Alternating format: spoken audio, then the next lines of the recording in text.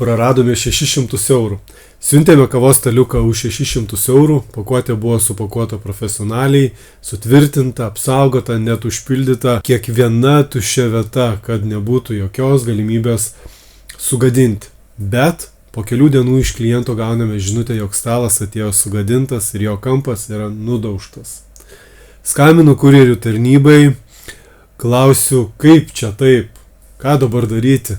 Jie man atsako, jog mes tik pristatome, o už sugadinimą atsakomybės neprisimsime. Kuo visa tai baigėsi? Klientas negauna savo baldo, o mes praradome 600 eurų, kuriuos atgal grąžinome klientui. Kadangi aš nesu konfliktiškas, šį kartą paliekame taip. Ką jau padarysi? Net jei ir pinigai šiuo atveju yra tikrai nemaži. O ar jūs esate gavę sugadintų baldų kažkokių tais? Kokia situacija buvo pas jūs?